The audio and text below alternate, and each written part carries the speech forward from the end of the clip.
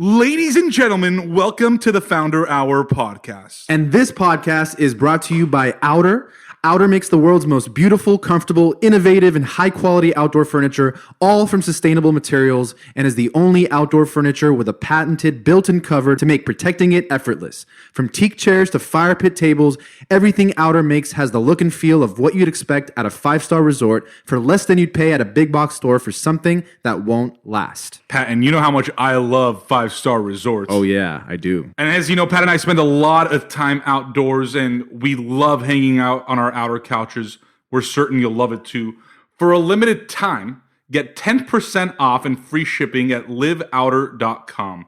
This is Outer's best offer anywhere. Anywhere. Only available to the Founder Hour listeners. Get 10% off and free shipping at live, O-U-T-E-R. Let me say that again for all you alphabet geeks. Live, OUTER.com/the Founder Hour. That's liveouter.com/the Founder Hour. Terms and conditions apply. Let's get into the episode. Our guest today is Rob Petrozzo. Rob is the co-founder and chief product officer of Rally, a first-of-its-kind liquid financial marketplace for buying and selling equity shares in ultra-rare assets the same way you buy and sell stocks. From baseball cards and NFTs to cars and comics, Rally is making investing behind ideas, emotions, and communities safe, easy, and accessible. Prior to Rally, Rob held several positions as a designer as well as an art director in the early days of Kanye West's record label Good Music. Let's dive into his story. All right, Rob, welcome to the show. You're in the East Coast, right? Where are you exactly? I'm in New York. I'm downtown in New York City right now. I'm as far away from you guys as I possibly can be, but I feel like we're together having this conversation. So thank you for having me, dude. I appreciate it.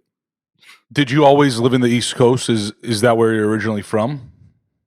Yeah, man. I'm from Brooklyn, and I think when you're from Brooklyn in particular, like an Italian from Brooklyn, I think it's a law that you can't ever leave, and you gotta talk bad about California. It's the only way. Everybody's just like, LA is the worst.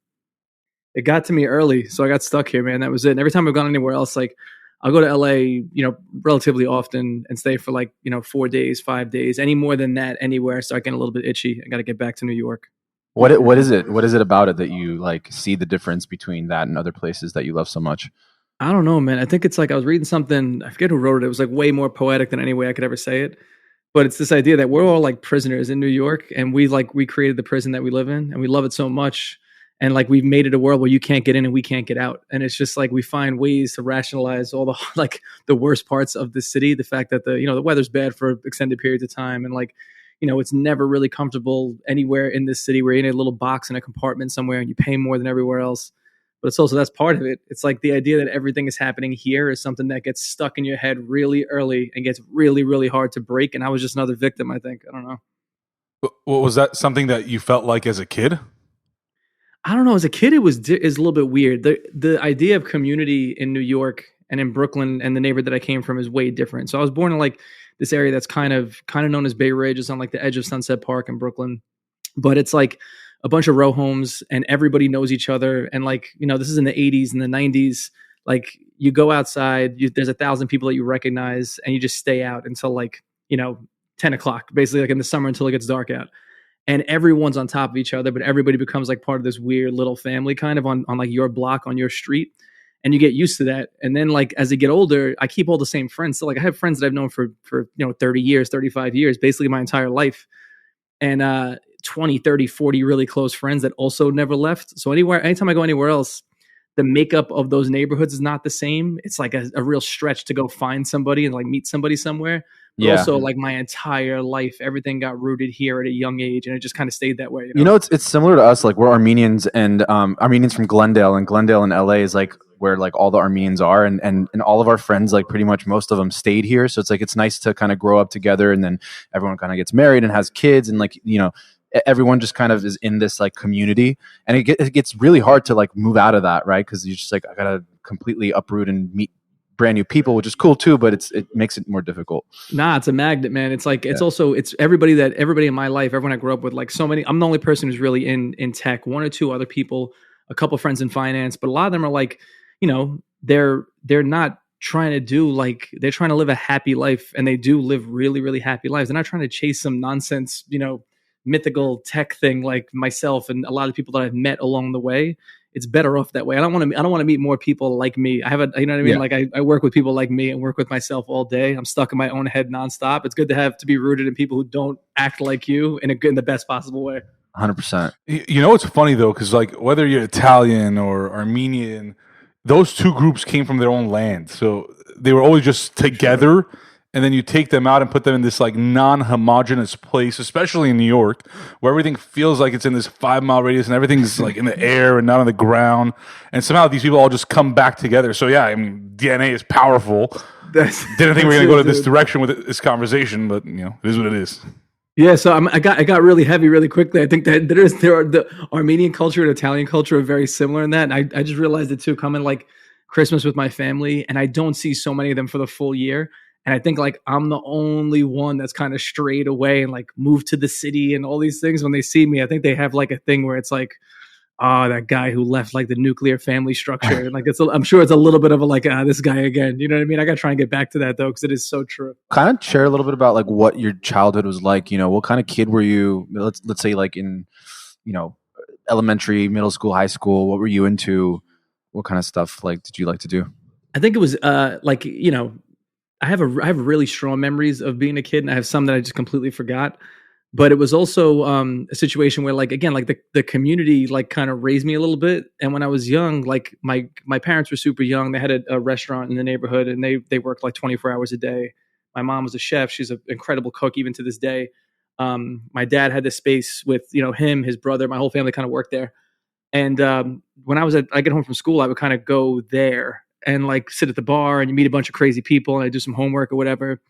Then like other days where it was weekends or summers, I kind of just be in my neighborhood, like sitting on my stoop, and like, you know, my grandmother who helped raise me lived in her apartment, and I would go downstairs, start the morning super early, and then like run outside. And it was like whatever went on for the whole day. It was like me and whoever else was in the neighborhood. And it was always a bunch of older kids. And there was like, you know, the one kid who skateboarded and the other kid who like played sports. It was a weird mix of memories I have of getting exposure to so many different people and so many different types of things early on. And I think that led to a few things. One is that like a bad habit. I started like cursing and trying to like stay out at a really young age. And I took that into school and would then get in trouble a lot for it. Like I was, my parents have stories of me like getting in trouble for using the F word way too early in like pre-K and kindergarten type of stuff. And then also a part of it was that like I got really comfortable, I think, being alone as a kid and like meeting new people and being outgoing. And I was the first grandkid, and in like an Italian family, that's like the first male baby is like, it can do no wrong. You know what I mean? So I got super lucky in that I was allowed to kind of do whatever I want and run around crazy and never really get in trouble, and had a bunch of people around me saying like, you're the best, you're going to be great, that type of stuff. And I remember a lot of that stuff now. And in retrospect, it led to like a good 2 decades where I really thought I was better than everybody at everything. You couldn't tell me I couldn't do something. You know what I mean? And that was instilled at like the pre-K age, really, really early on. I'm less like that now, but it is something I try and instill with like teams that I bring in now, people that I work with. If somebody's doing a great job, you have to kind of tell them. And if you feel like they're going to be great at something, you got to tell them. I got really, really, really lucky that early on I had people like really propping me up, my family, friends, people around me. And that kind of translated, even though it was early in life, to you know, some of the stuff that I got into later in life for sure. Do you think that gives you a level of confidence that's perhaps not authentic or not actually deserved? I think it'll bite you in the ass if you let it. No question. You know, like there's people, that's that bridge between like confidence and arrogance. And I've always, because I'm always also the first person to say like, I suck at something, I got to learn how to do that better. Or like, you know, put myself down in a context of like, there's better designers around me now, and there's better like, you know, better entrepreneurs around me now, and there's people who are just at a base level like better at illustration than me. There's elements of realization, of being self-aware, that you start to learn as you get older. No question. I think that the idea of like someone being a genius in general is one that I never really subscribed to. There's a I think he's a music educator. I forget Brian Eno, I think his name is, but it was a quote he had that pops up every now and then in a talk he did a long time ago. It's like great ideas, you know, they come from societies. They're generated by communities, but they're usually articulated by an individual. So being around a lot of different people, different cultures, different ideas, and then having people like be like, you're great at this, you could do this. I think that's super healthy because it's really just about articulating stuff that you see, putting it on paper and bringing it to life and getting through that execution. When someone just thinks they're great at something for no reason and there's no payoff, and then it's just a bunch of people propping them up, it gets super dangerous when they have to deal with reality. I've tried to stay away from that as best I can, but I don't know. Maybe I'm not as self-aware as I thought I was. There's a possibility that I've been wrong for the better part of 4 decades. Yeah, it for sure, and it's so important, for kids, like when they do display like a natural talent or some, they're kind of generally better at something than kind of the rest of their peers. It really helps them kind of figure out what their life path might be or something that they're passionate about or like a path to go down versus if people aren't really giving you that feedback, it's easy to be just confused as to what am I good at? Like, what should I do? And so I'm not sure if you mentioned it, but like, what were some of the things that you would hear kind of your peers or community tell you that you were kind of better at than other things, perhaps? I think it was like drawing early on, and art was always my thing. And I think that I'll tell you where I got lucky is that in especially in like high school and like the later parts of like grade school, like 7th, 8th grade in the high school, I grew up in this time where like this is the 90s into the 2000s when I'm in high school basically. Everything was still like sports, and the idea of like nerds being cool or art being cool or theater being cool, it meant you were part of this kind of subculture that was the other kids in high school. But I got lucky in that was during this shift. I think a little bit of that confidence meant I didn't care what people said about me in high school for sure. But also I was friends with everybody. Like there was never a time where I wasn't interested in what other people were doing. And art is really not this. And like I wound up going to school for art and wound up, paying my way to where I am right now, basically.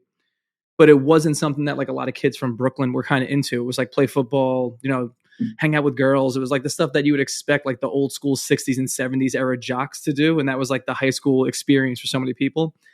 It kind of turned into this thing that I was able to use it as like a mix of a lot of things. And it really was and still is kind of therapy for me. It's a place to like go and put your head down, put thoughts on paper, is literally starting with an illustration with drawing, turning it into whether it's an app or a website or it's just a drawing for the sake of having something or having a piece of art. That for me was like this real respite from everything that was happening.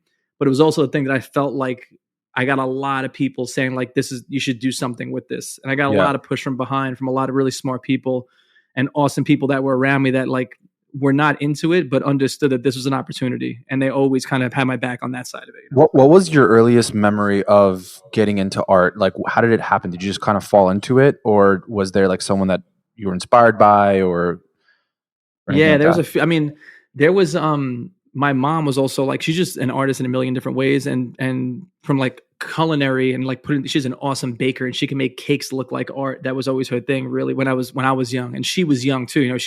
My parents were super young when they had me. So there was like, I was looking at them and always looked up to them and still do obviously. But my mom was just always like doodling or drawing or doing something cool. I was always trying to emulate it.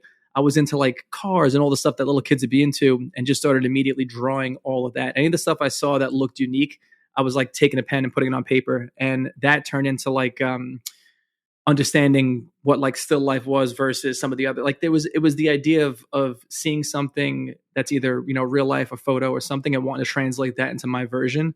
I was doing that at a super, super young age. So it was like drawing cars and superheroes and all the things that any other kid would. And then when it started to become like a real possibility that it could be like going to school for art and doing something that didn't require like having good grades or paying a ton of money on loans or anything like that, then it became real. And that was an art teacher at my school. We had at my high school, we had like the art program wasn't real. It was tucked in a basement. And there was a guy, Mr. Waite. He was my Jonathan Waite. He was my art teacher. He was one of the few teachers that I really remember. He passed away like a decade ago. And that was the first time I'd heard about him in so long. And I felt bad. I didn't really know what was going on. But he was always a guy that was like, he knew I was kind of good at drawing and that I could potentially like get into a school or turn it into a career. And anytime that it would be like 5 or 6 in the afternoon and like friends of mine would come downstairs like, yo, we're going out, we're going to do something. It would be like, go down the block to buy like 40s and drink by the schoolyard in Brooklyn, like something super stupid. I remember he'd be like, you don't have to go do that. You don't have to do that if you don't want to. And that was always like a thing where he was trying to get to me. Like it felt like some weird kind of like movie moment. I remembered a lot where he would be like, you could stay behind and do this. This isn't, you're not missing anything. I remember thinking in my head, like, this old guy is right. He's got way more wisdom than I do. I could probably just use this as like a method of A, having fun, but B, turning it into a career. That was like the earliest memories that I have. Rob, I'm curious, deviating a little bit from the chronology of the conversation, but when was the first moment or first memory of you feeling humbled, per se? You know, you talk about this 20-year period where everyone's like, you're the best at this, you're the best at that, where you realize, like, oh, this is reality. I'm not better than everybody. There's a lot I have to learn, a lot of skills I don't have, a lot of people I don't know. Do you have a memory of that moment? I mean, was there a moment you felt that? Yeah, there was a couple. I mean, it starts when like you're around more people than your grandma and your cousins and your aunts and uncles, and then and no one's telling you the best anymore. That happens pretty quickly. But also in that same situation, like in high school, I thought there was like a couple of things that they submitted my work to that I thought I was like a shoe in for, and then we got really close to the very end. I stopped showing up at classes, and I was like done at that point. I already got into a school, and like I was getting a scholarship, and everybody was like, in my head, I was like, I'm done with all this. I'm good. And like I didn't get this thing, and it went to this kid, this other kid, Matt. His name, Matt Rotante. His name was. He was in high school with me, and I felt like I was a way better designer and a way better artist than him. And they gave him like this weird accolade thing, like I forget what it was called. It was like some national thing or whatever. And I didn't know until they presented it. It was one of those things where like you're about to walk on stage, you think you won, and then they knock you down. They're like, "Nah, it wasn't you, bro." I remember thinking in my head like, "Shit." I was like, I was so the last semester of like high school, I just stopped caring entirely. And then it was like, all right, back to work. Yeah. I guess going into like college and beyond, maybe like early career days, did you really have like a clear idea of how you would apply these like design skills and art skills to a career? Were you thinking like, I think I saw you studied like graphic design and sort of marketing and stuff. So it sounds like you were thinking a little bit more like that route as opposed to like being a fine artist, for example. Yeah. I mean, it turned into that. You realize quickly that art's like, I looked at it like, I've always had respect. I've never like loved money, but I've had respect for money and always wanted to live like a purpose driven life where you're getting paid for the things that you're good at and the things that you love. It's hard. Like you just realize really quickly that when you step up anywhere and you go up one class to a bunch of people who are very much like you and at the same skill level or better, it's super hard to turn it into a career. So when I got to school, we had the opportunity to switch like majors to the equivalent of a design and communication degree. And it was really based around, the internet was still relatively new. I'm going to age myself right now, but like the iPhone wasn't out yet. Everything was like websites. And it was just like, everyone's got to learn like Flash and all these crazy archaic programs that no one uses now. But I was, when you're 17, 18 years old, you could pick things up really quickly. So I was just trying to be as self-taught as possible. And you get like, stolen version of Photoshop off like, LimeWire, wherever I got it from. Yeah. And you start to learn a little bit of code. Yeah, man, I was going through torrents, you know what I mean? Like I'm on Pirate Bay. And you have this computer full of stuff. Like I got to learn it now. And then that turned into like the same way. I never thought like translating art, like fine art into design would be a one-to-one. And it turned out that it really felt that way. And I got way more interested in it. It also was going to open up a career path. It's hard to like, I didn't want to leave school and be figuring out what I was doing. There's not anything wrong with that, but I didn't want to leave school and not be making money. And that was really like part of the motivation. So I was trying to do learn as much as I could in the design space and do as much freelance work as I possibly could while I was still at school. So I could get out and be able to figure out if I could do this on my own or I need to go get a job basically. And that's kind of what it turned into. Were there any artists you were inspired by? Yeah, man, still like individual artists. Yeah. Yeah. There still are like, there's people that I would run into, especially in Philadelphia. So like Steve Powers, who's goes by the moniker Espo, who was like a graffiti artist, but now is like a really well-known artist, and he's got a space in Brooklyn, actually on 4th Avenue. He was from Philadelphia, and I was in school in Philadelphia, and like his stuff was super prevalent. It was big block, really graphic.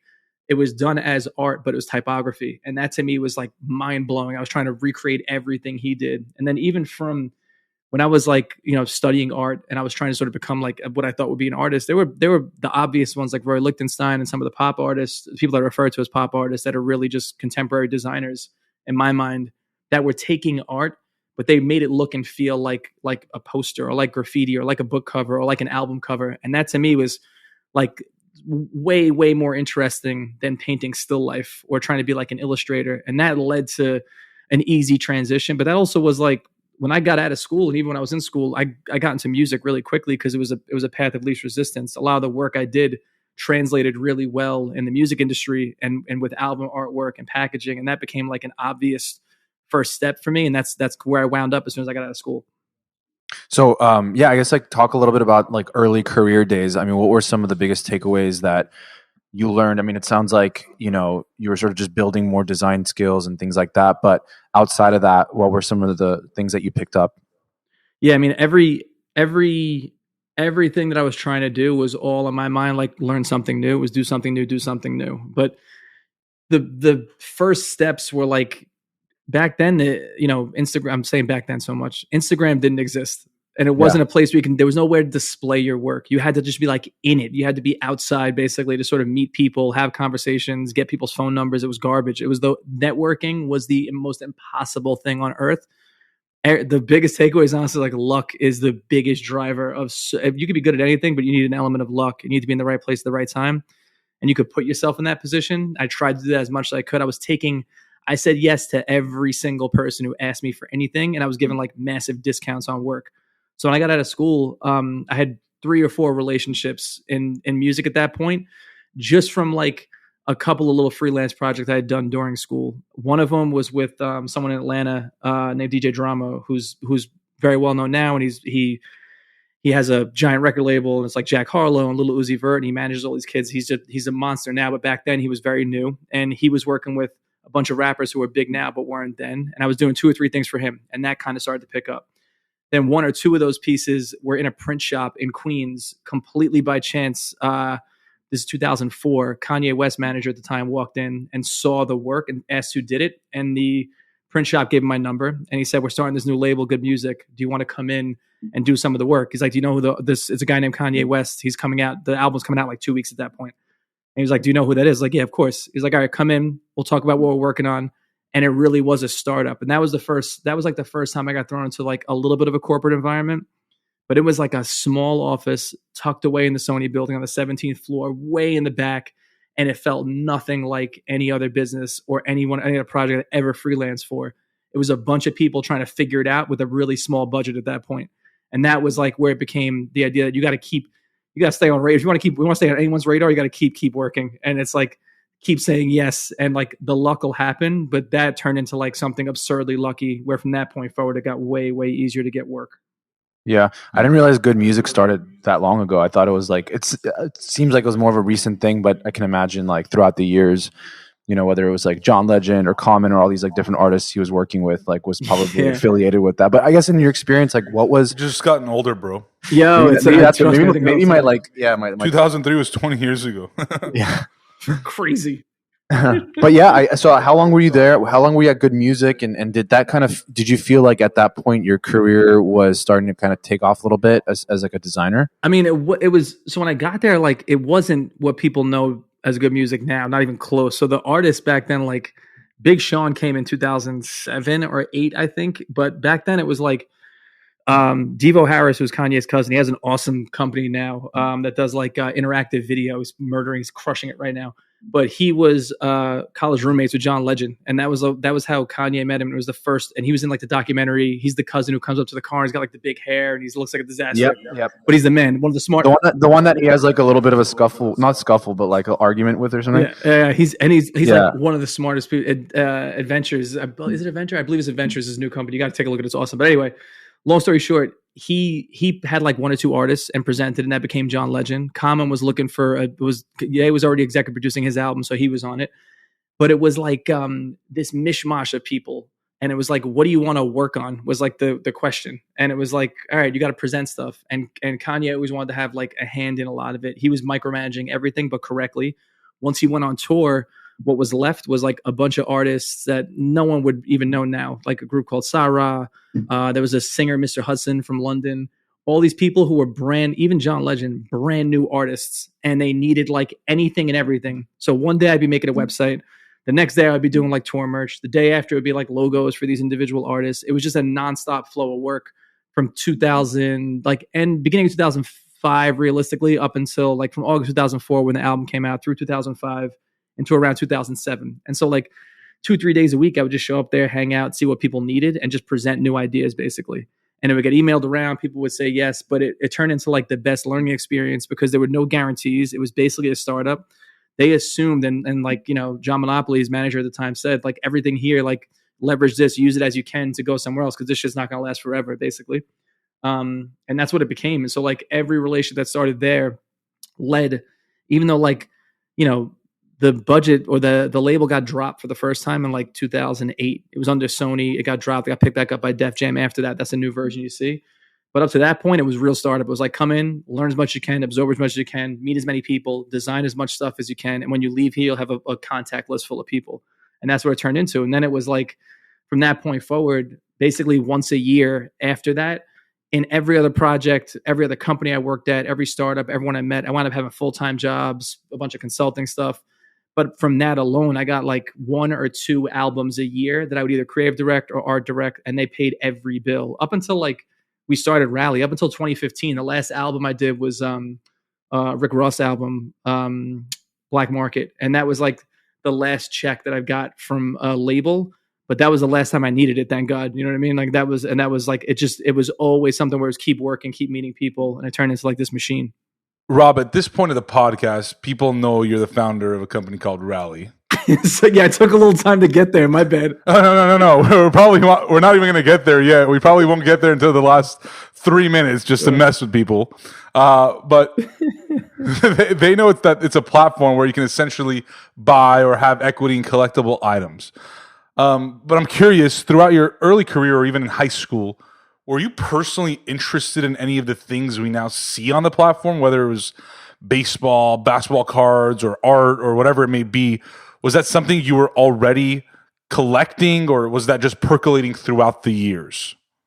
No, always. I mean, there would be like, and this is the same thing. This is like a Brooklyn thing. There was, in my old neighborhood was like every block you have a couple things. It's like a pizzeria, a liquor store, and like a hobby shop was like a thing when I was younger. So you can, you're getting pizza, liquor, and like baseball cards. It's every single street on like 13th Avenue and on 10th Avenue, and all these different like little neighborhoods have a million of those.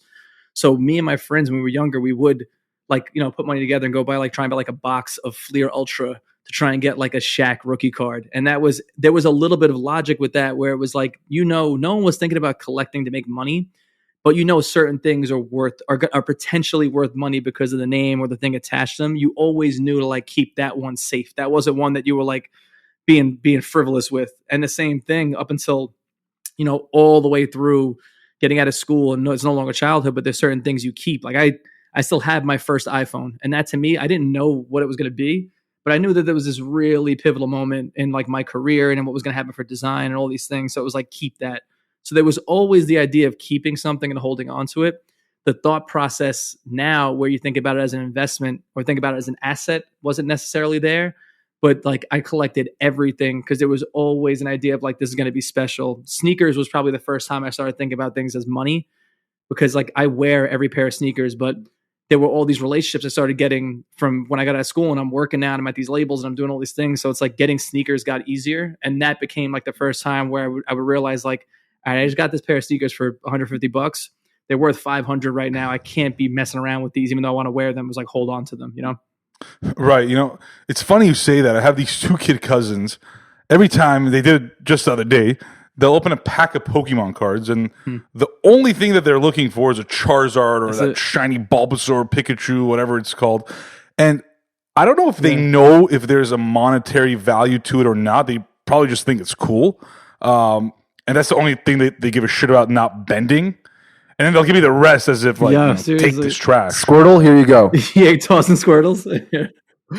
But you just described the big difference between like generations. That like Rally was born out of this idea that big finance was built for and operates in the way that we know it for the people that have access to it. But they, that group, the people with money, they always have access to the best assets, and they know where they are. They know where the bodies are buried to a certain degree. They can get their hands on them. They have the money to deploy if they need to, or the leverage to get it.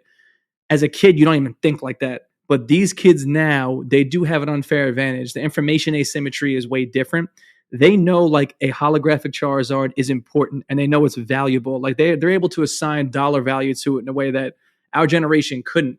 You knew it was special. It's like, I shouldn't bend this Michael Jordan card. It might be worth something someday. But you weren't thinking like, there's a potential life-changing amount of money if I find the right Charizard card. I feel like even my little cousins and people, like, they get it now. These kids understand what money is in a way that I never did, you know? Yeah. But don't you think that that's going to create a greater supply of these things and thus reduce the value? I mean, most people probably threw away their Pokemon cards, their baseball, the Mickey Mantle baseball cards. There's that whole story with the Topps warehouse owner dumping the cards out in the ocean. I think it was like in the 50s, Mantle and Robinson. Yeah, 52 Mantle set. Like there's less of it now, and that's why the value increases. I mean, same thing with real estate or crypto or stocks. It's really like about the demand as well. And so these kids are starting to understand and almost have that unfair advantage you talk about. Will the same things have value, or will other things that are yet unknown rise to the top and become valuable? Yeah, I think that you're right. I think to start at the end, I think these new things that are popping up right now, like collectible technology as an example, like no one thought sealed iPhones were going to be a thing like 4 years ago, 5 years ago. Now everyone's like, if you have a sealed iPhone, it's the craziest thing ever, and they're not going to mess with. They're going to hold on to it or bring it to auction. I think that's the one thing that that access to information has changed too. Is that, you know, the best brands are built on behavior. They're not built on like the logo or whatever. The way that, like, to use the iPhone or Pokemon or anything as the example, those are like asset classes now because they've influenced the behavior of huge groups of people who weren't collectors before, weren't necessarily thinking about being collectors or being investors or looking for these as asset classes before. They have no choice to now. So it's like the total addressable market expands every time a new thing comes to market, it feels like.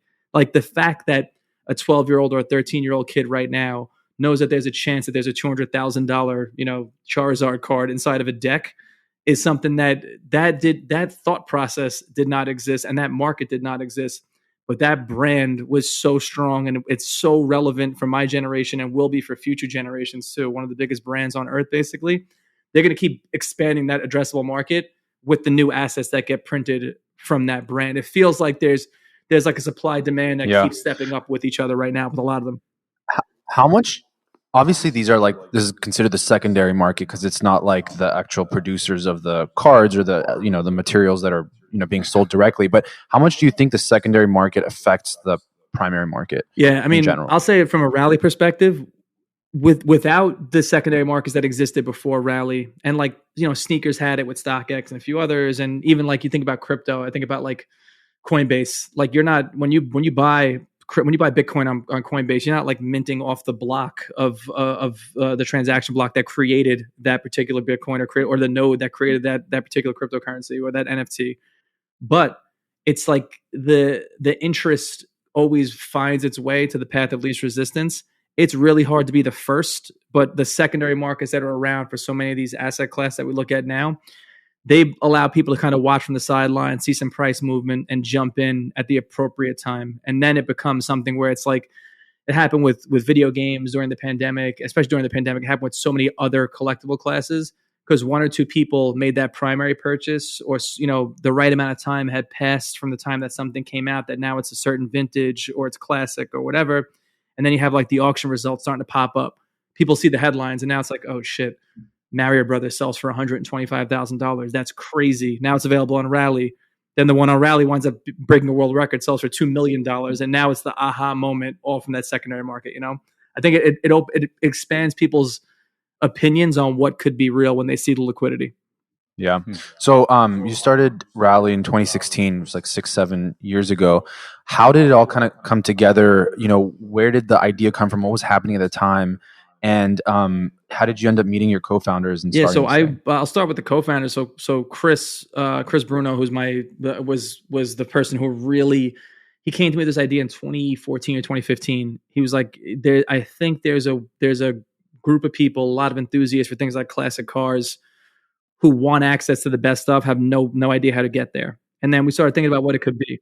What was Chris doing at the time? So Chris is like a serial entrepreneur. He was an operator. He was at a company that was doing he had started or been really early to a bunch of companies. He was someone I went to high school with. He was a little bit older than me, but he was like the super smart kid. And it was always like, if you're going to do something with somebody, do it with him. So when he called me, he wanted to meet up at the Ace Hotel in Midtown. He's like, let's grab coffee. Why you just he thought like you might be a good person to start. He a knew, company like, with? again, like out of all of our friends, so few of them do what him and I do. And he knew I was like a creative who could like put together an app, who could build an app quick if we needed to. He was the person who knew how to operate a business. Got it. Our third co-founder, Max, went to college with Chris. I knew about him through Chris, but he was in finance. He was at Barclays doing IPOs and doing private placement deals and mergers for over a decade. So he knew the financial aspect of it. So the three of us together, we always kind of knew we want to work together on something like this. We'd all been collectors in our own right. We all understood that there's these huge enthusiast groups that want access to the best stuff, have no chance. And then it was like the real point of what we're trying to prove is that if there's 100 people that lived on Earth, one would control 50% of all the wealth. And that was just like a place that was changing. The one big sort of twist, and Chris came to the table with this too, was that the Jobs Act was like relatively new. And that, for people that don't know, is what's leveraged, what crowdfunding platforms leverage, a lot of them, where the SEC and the government kind of saw that if you want to bridge the wealth gap, you got to let non-accredited investors, people who don't have millions of dollars, invest in some of the same stuff that the wealthy get access to. And they looked at it in context of like angel investments and crowdfunding and stuff like that. But we sat down with lawyers and we're like, could we do this in a way where we take something like a classic car or a Mickey Mantle rookie card or anything that's out of reach, break it into shares and fractionalize it, and use that same, leverage those same rules and those same new laws to allow people who want to spend $20, $30, $100, $200, $500 on an investment, do it on this platform. And the long and short was like, yeah, if there are broker dealers involved, and here's a bunch of steps you have to take, but you could theoretically do it. So that was like the aha moment. Then it was just, as soon as that happened, we were all working our own jobs. We all kind of put our heads down and left those jobs, left some of that security behind, and said, let's just build this and see where it goes. And then you know how it goes. All of a sudden you look down and 6 years passed and all of a sudden it's business. Like, that's just how it happened, basically. Yeah. What was your approach from the get-go? Because like any marketplace, it's like you got the people who are selling these things or putting these things up for, fractionalization and kind of sharing. And then there are the people who are like investing, right? The investors. Who did you approach first? Obviously, I mean, I'm guessing you have to have some inventory on there, obviously, to have people investing, but what was your kind of approach to that piece? Yeah, I mean, we knew that like the underwriting standards were going to be important, but I think that what we did a little bit different. The first three assets that we got were cars, and it was a 1955 Porsche, which we convinced somebody who was a car collector who Chris knew to kind of like find the right car and put some of the cash out for it. The other two were a 1977 Lotus Esprit, which is it's like a very unique looking car. It's one that it's a supercar, but from an era of supercars where it didn't get any respect. And the other one was a Ferrari Testarossa, which everybody recognizes. Chris bought the 77 Lotus, and I think Max bought the Ferrari.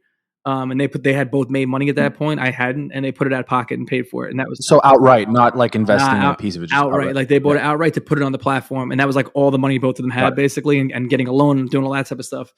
And then we put it through the process of going through the SEC. But the reason we picked them is like we wanted to pick three that made sense. That Speedster was really, really important because everybody knows it's like the start of Porsche. It was 1955. It's this very specific color, but like we picked that Lotus, and that was the first one that was the first IPO we ever ran. It was the first car that ever traded on Rally. It was also like the start of this where we had to get to family and friends and convince them it was going to work. Instead of just getting something that we felt like had a history of appreciation and would continue to appreciate and was the smart investment, we wanted to get something that was relevant. So that was the car, and it was the brand that at that point Tesla had been built on, and they were using like engineers from the Lotus factory in Ireland, and it was this story that Elon Musk would tell. So it was relevant in pop culture at that point, and those stories starting to come out. So for us, we always wanted to get assets, whether it's a car or a baseball card or a dinosaur fossil or an NFT, that are important in the moment, but we feel like are going to continue to be relevant in the future from a pop culture perspective. So that was kind of where we landed with those first three. Everything sucked in the beginning, like it always does. Nobody wanted to give us any money. No VCs wanted to talk to us. It made no sense to anybody. Like everybody, all of our friends were yesing us that, like, yeah, awesome idea, it'll probably work. But it started to pick up when we did a pop up. We used like the last of the money that we had in the bank to do a pop up on Wooster Street in New York, and we basically just opened the doors, put two cars in there, and like gave away some T-shirts and like alcohol to people who would show up for a weekend around Thanksgiving in 2016, and it worked. And like a bunch of people accidentally showed up, and the Kardashians were in town, and by chance Scott Disick came with like his kids and a bunch of friends, and they took pictures of it. It was on Instagram and stuff. So that was like this inflection point. That was again back to pure luck. We put this in the right place. We got good weather that weekend. We left the doors open on a space that had a garage door so we could fit cars inside of it. It was in the middle of Soho in a cool block. We sold some merch, we sold some shares, and then it started to pick up. Started to get a little bit of press and a little bit here and there, and a couple of VCs started paying attention. And from that point forward, it kind of just kept moving forward, and that was it. So, Rob, explain how that works. The two co-founders had bought the Lotus and Ferrari, and if others came and bought shares, did that dilute the ownership interest that the co-founders had? And how did that work back then? Yeah, they basically, because we couldn't raise VC money early. So like the plan was like I would pay for the dev of the first version of the app, and they would pay for the first two cars that we needed. But all of it was like giving it to the company. So they bought, like Chris bought that 77 Lotus and then basically gave it to the platform. And once it's on the platform, we ran it through. The way the process works is that we have what's called an offering circular. We prepare this document for every asset that IPOs on Rally that kind of looks and feels like an IPO memorandum. It explains all the costs, the price per share, how many shares is being split into, the risk factors that are associated with it, the asset description, so it tells you exactly what it is. The SEC gets that, basically gives it a check mark, sends it back to us, and now that car is a company. How long is that process? It used to be, when we first started, it was 8 months. Now we've gotten it down to around 10 days. So the first ones took forever, but now it's very templatized, and like we have a good relationship with the SEC, and we do things very above board. It's all public domain. It's all available in the app and on sec.gov if you search for us, so you could see every single offering that we've run and all the detail. But they set it up in such a way that once we get that paperwork back, it's basically no longer a 1977 Lotus Esprit. It's Lotus Esprit.LLC. And it's a business that operates and owns one asset, which is that car. And it's broken up to those 10,000 shares. And it's whatever, $10 a share, whatever it's going to be. We run an IPO the way any company would IPO. And once that happens, there's a 90-day lockup. After that lockup's over, it trades on our secondary market through broker dealers the same way stock might. So really, it's like a lot of complexities in the background that Max and his team on the finance side have just absolutely crushed on and made it so seamless. And that's what every other fractional company who uses the same regulation, they basically copy and pasted what they did early on. So you have the original owner of an asset. Let's say they want to IPO it through Rally, and then you have people who are investing in it like fractional shares. And then is there like another piece where people are interested in buying these assets so that, like, for example, the investors can like liquidate? And is that through Rally as well? Yeah. I'm not sure if you just answered that, but yeah. Nah, it's a different. So we've tried to like create as much on Rally as people recognize from kind of the equity market, so that's not too foreign. So there are buyouts all the time. So we've had close to 50 buyouts since the platform started. We've had around 63 or 64 offers that were qualified that got put into investors, but investors vote on it. So what happens is if you wanted to buy anything on Rally, you can scroll through the app and you see everything from like the Declaration of Independence to dinosaur fossils to classic cars to Birkin bags. And we always try and source like the one of very few or the rarest in the world. So everything's for sale. You have to just make an offer. You got to make a tender offer to the investors. They have to approve it. If 51% approve a buyout price, it goes to our third-party advisory board who kind of ratifies it, and everyone gets paid out on it. So, at any given time, we have one going right now for an early comic book, Silver Surfer #4, which is like a $65,000 buyout offer. And in the app, if you open it up and go to that particular asset, you'll see it live, like where the vote is right now. And that kind of indicates what's going to happen with the asset if it exits. Do you guys run some sort of a disposition process where you guys put an asset up for sale like publicly? We're starting to do more of that now. We tested that for the first time with a pair of the earliest Nikes, this pair of like waffle moon shoes. They're one of the first 20 pairs ever made. Only because if we'll do that, if we feel like there's an opportunity to sell and it's something where the market right now dictates that this might be the right time, but also we want to make sure it's in the right venue. So we did that one with Sotheby's. It didn't sell because the reserve wasn't met, but we did that one with Sotheby's, who was doing a huge Nike auction. It was getting a ton of press. And we want to be able to get the best deal for our investors, but also do things where it gets the right attention. So if we could do something like that, and we're starting to experiment more with features like that, where you can, if enough people choose to bring something to auction, then we'll test the waters with it and exit it a little bit more proactively than waiting on a buyout offer to come in. What was your role early on at Rally, and what has that become after 7 years?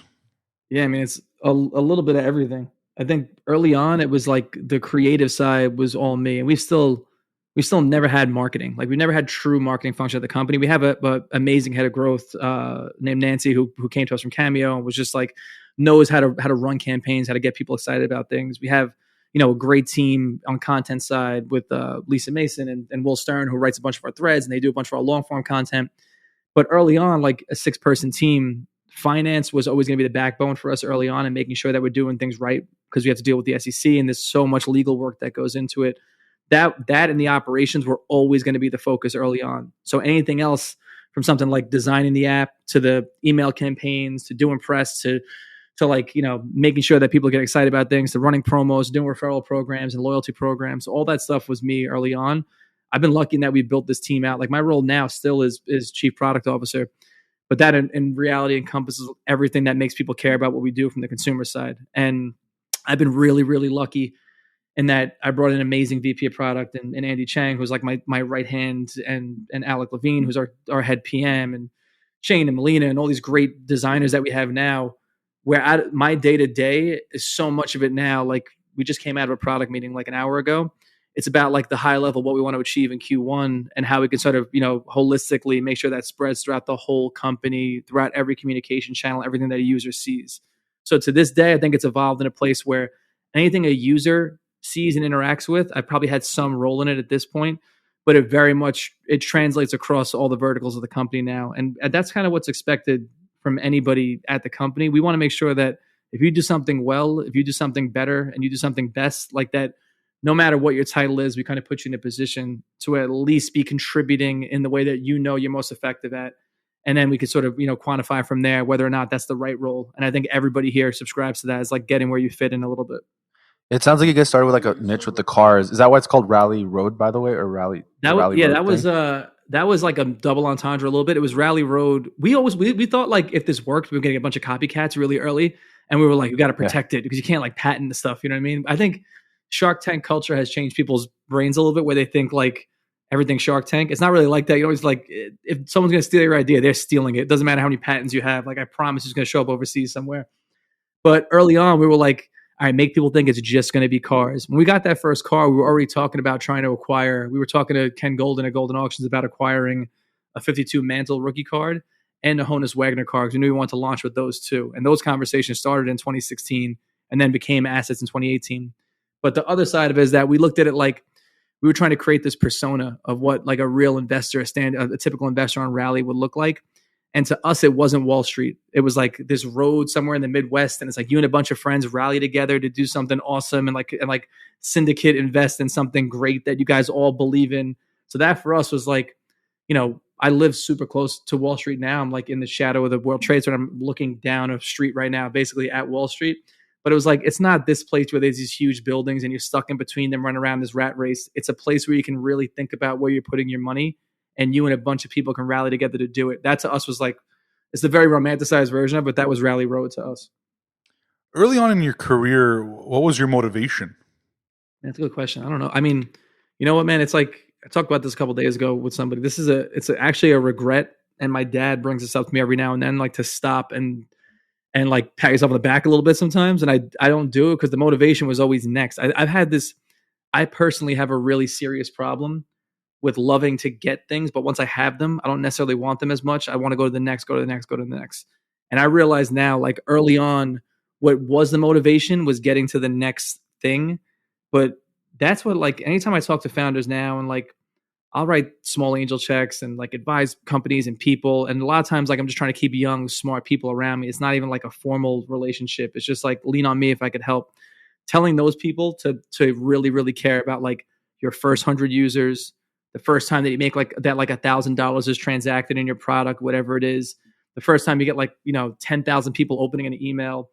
We had all these metrics in mind, and that was always the motivation, was to get to them.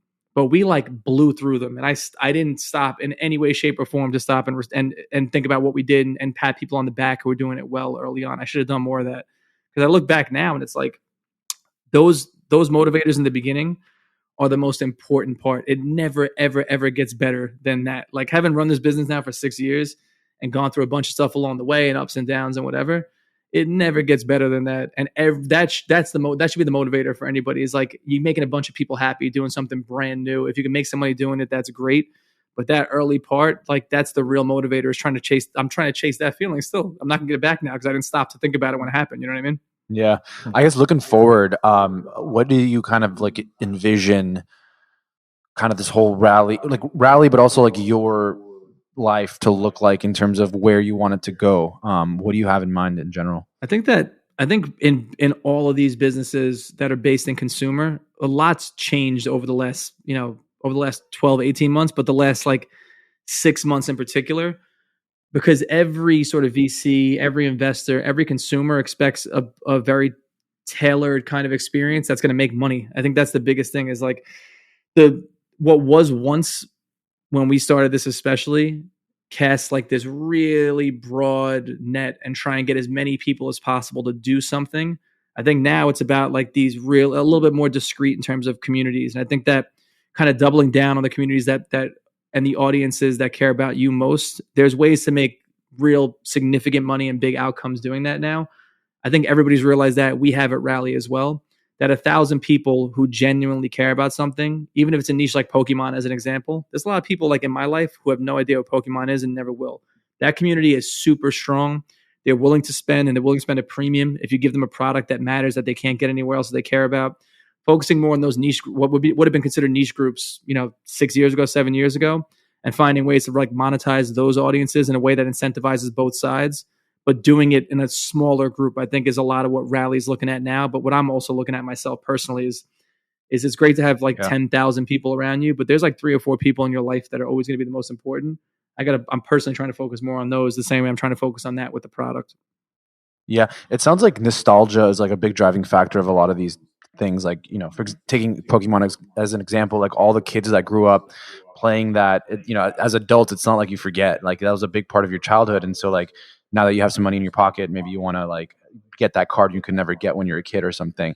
But when you guys are thinking about what kind of different assets to have on the platform, how do you approach that equation or that question?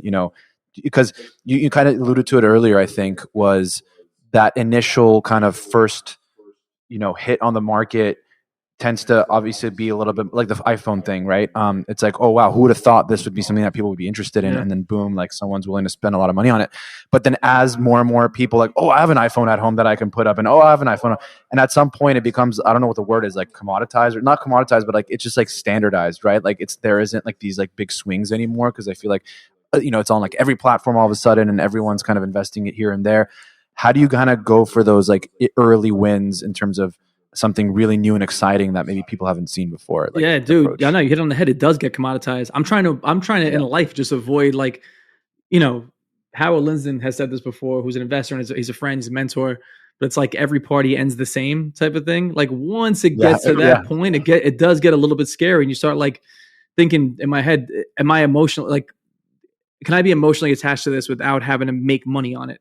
And that's a little bit, that's like how I've thought about a lot of collecting in general. Is that's the art mantra, is buy what you love. If you make money on it, it's great. Here, we're running a platform where returns are a part of it. So we're trying to, for me personally and for the platform, I'm trying to not be completely emotionally compromised when we find assets to put on Rally. And I think that there's a lot of times where that happens quickly. And that's the bad part about nostalgia, is that it can be toxic. You start remembering something that like, it didn't even happen that way. You know what I mean? Like I'm trying to think about like what the next collectible is. I'm like, oh, that Tamagotchis were huge when I was a kid. It's like, were they really though? Did I even have one? Did I care about that? Like, I'm not sure. So I think part of what we try and do when we find assets is ensure that it's rooted, in data and in finance. It's something where our underwriting standards have to be there no matter what.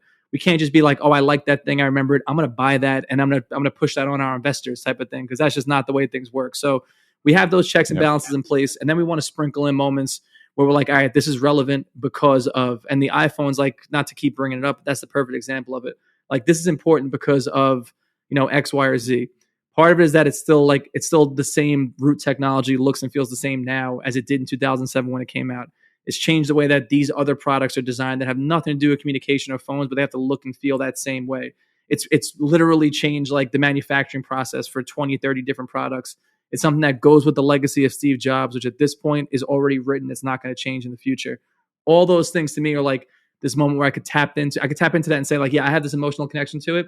But from a returns perspective, from like a vintage technology perspective, from a collectability perspective, from a financial perspective, from a relevance perspective, it checks all those boxes too.